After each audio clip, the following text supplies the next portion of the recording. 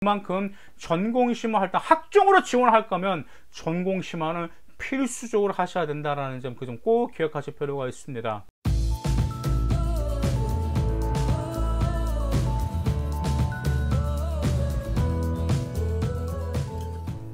안녕하세요, 맘띠입니다. 오늘은 2023학년도 단국대학교 입시 전형과 주요 전략이 무엇인지 그 점 말씀드리겠습니다. 자, 먼저 단국대학교 아주 크게 이제 변한 건 없고요. 지역 균형 선발이라든지 학생부 교과 우수자 선발, 이런 점에 대해서 먼저 말씀드릴게요. 먼저 지금 같은 경우는 인문 자연 일괄 합선 선발하고 있고요. 학생부 교과 우수자 전형 같은 경우 있죠. 인문 자연 계열은 일괄 합선으로 선발하고 있는데 해병대 군사학과만 1단계에서 4배수로 먼저 선발하고 있습니다.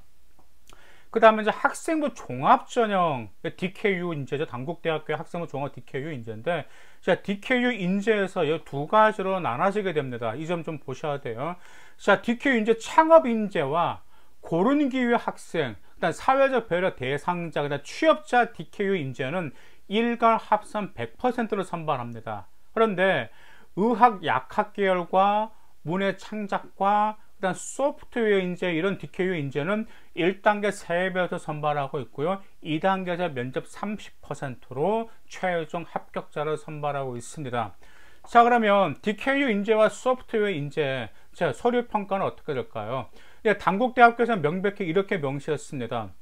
학업 성취도, 탐구 능력, 전공 의지, 전공 관련 활동, 성실성, 공동체 의식 등을 평가하겠다. 이 6가지를 평가하겠다고 명확히 구분을 지었습니다. 그런데 창업인재 전형도 있잖아요. 창업인재 전형 여기 한 가지가 포함되었는데, 어떤 점이 포함되었냐? 두 가지가 포함됐는데 무엇이 포함되었냐면 창업 의지, 다음에 창업 관련 활동 우수성, 이런 점들을 지금 서류에서 평가하고 있습니다. 그 다음에 소프트웨어 같은 경우는 면접평가에서 뭘 평가하냐면 소프트웨어 인재로서의 발전 가능성, 이런 점 당연히 평가할 수밖에 없겠죠. 자, 그럼 대학 수학력 시험 최저 학력 기준 볼까요? 자, 직윤, 축전 캠퍼스입니다. 제 인문계열, 그 다음 자연계열, 자, 2합 6 이내이고요. 자연계열 같은 경우 수학을 미적분과 기하 둘 중에 하나 선택하실 필요가 있고요. 학생부 교과 우수자 전형, 천안 캠퍼스, 제 인문 자연계열가 2합 8, 그 다음에 간호학과 같은 경우는 2합 5, 수학은 미적분과 기하, 이렇게 선택하실 필요가 있습니다. 그 외에도 의학계열은 3합 5, 약학계열은 3합 6, 이처럼 그 수능 체제가 설정되어 있기 때문에 이 점 여러분들이 활용하시기를 바라겠습니다. 자, 그 다음에 학생부 교과 성적을 어떻게 반영을 할까요? 이제 단국대학교 같은 인문계, 그 다음 자연의학, 약학 딱딱 정해졌는데요. 이제 인문계 같은 경우는 제 국어 30%, 영어 30%를 차지하고 있습니다. 그래서 국어, 영어가 60%, 수학 20, 사회 20%를 평가하고 있고요. 자, 자연과 의학과 약학은 자, 국어 20, 수학 30, 영어 30, 그 다음 과학 20을 평가하고 있어서 수학과 영어가 60%를 차지하고 있습니다. 자, 그러면 자, DKU 인재 전형은 학생을 어떻게 선발할까요? 자, 먼저 DKU 인재 전형은 학생 선발 포인트가 있어서 학업 역량의 40%, 전공 적합성의 이제 40%, 인성 및 발전 가능성 20%로 평가를 하고 있습니다. 자, 이처럼 이제 대학교 인재상과 이제 서류평가 있잖아요. 이 서류평가 퍼센테이지 같은 경우는 이제 에듀맘띵 어플에 보시면 고수들의 교육 정보라고 있거든요. 거기 보시면 필 자료가 있어요. 거기에 대학교 인재상 및 서류평가 요소가 있거든요. 그걸 다운받아 보시면 대한민국의 모든 대학교 인재상과 서류평가 반영비를 다 볼 수 있기 때문에 다운받아서 활용하시기를 바라겠습니다. 자, 이처럼 이제 DKU 인재 전형 같은 경우는 학업 역량이 40%로서 학업 역량에서 무엇을 평가하냐면 자기주도적인 학습 능력과 전공 분야와 연계성을 높이 평가하고 있단 말이에요. 전공 분야와 연계성 높이 평가하니까 이제 이게 될 수 있는 거겠죠.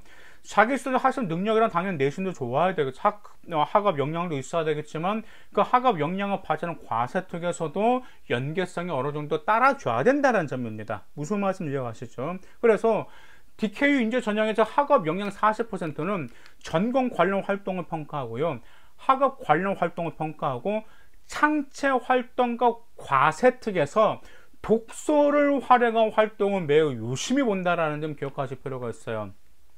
창체 활동과 과세특에서 독서를 활용하는 활동은 말 그대로 무엇이냐면, 이제 이 아이들 생활기록부가 이렇게 나와요. 자기가 어떤 수행평가를 한단 말이에요. 그 다음에 창체활동, 동아리활동과 진로활동은 어떤 활동을 하는데, 그 활동을 하면서 어떤 책을 읽으면서 그 책이 어떤 내용과 함께 심화시킨 그런 활동, 그 책 내용이 함께 같이 들어갔어요. 무슨 말씀인지 이해가시죠? 그래서 그 책을 읽어서 어떤 점 호기심을 더 충전시켜서 어떤 점을 더 심화시켜 나가는 그런 활동, 전공에 대한 성숙도라든지 그런 점으로서 보여주었다라는 점 기억하시길 바라겠습니다. 이제 전공 적합성 40%를 차지하죠. 이제 전공 적합성은 전공 관련 이해도, 일단 전공 심화 활동, 그 다음 동아리 활동, 그리고 행tek에서 드러날 필요가 있습니다. 그래서 이 점은 이제 좀 보셔야 돼요. 이제 전공 관련 이해도 특히 행tek에서도 드러날 필요가 있다라고 말씀드렸었잖아요. 지원 전공마다요, 요구하는 특성은 똑같을까 다를까? 다 달라요. 지원 학과에서 요구하는 인재상도 다 다릅니다. 그러다 보니까 여러분들 어떤 학과를 지원하려고 하면 그 학과에서 요구하는 역량과 어떤 특성과 인재상이 무엇인지 미리 파악하실 필요가 있어요. 밑에 그 학과 댓글을 달아주시면 제가 인재상을 알려드릴 테니까 댓글을 달아주시기 바라겠습니다. 그 다음에 전공 적합성에서 전공 심화 활동도 포함되었죠. 전공 심화 활동은 당연히 들어갈 수밖에 없죠. 2022학년도에서도 제가 정말 많이 느꼈습니다.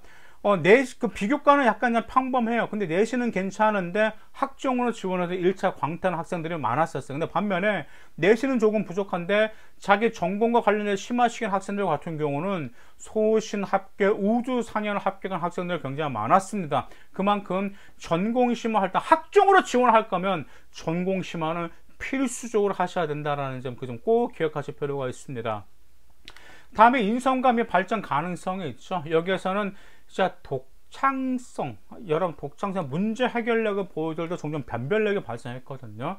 근데 이제 독창성과 이제 독창성 같은 경우는 자율활동에서도 보여준 학생들이 있었는데, 이제 대부분 동아리 활동에서 많이 보여줬고요. 그다음 과세특에서도 전공과 관련된 그 과목 있잖아요. 그 전공과 관련 과목이 과세특에서 창의적 문제 해결력이 돋보인 그런 활동과 과정과 기록들이 나와 있더라고요. 근데 거기에서도 변별력이 발생할 수 있다라는 점 기억하실 필요가 있습니다.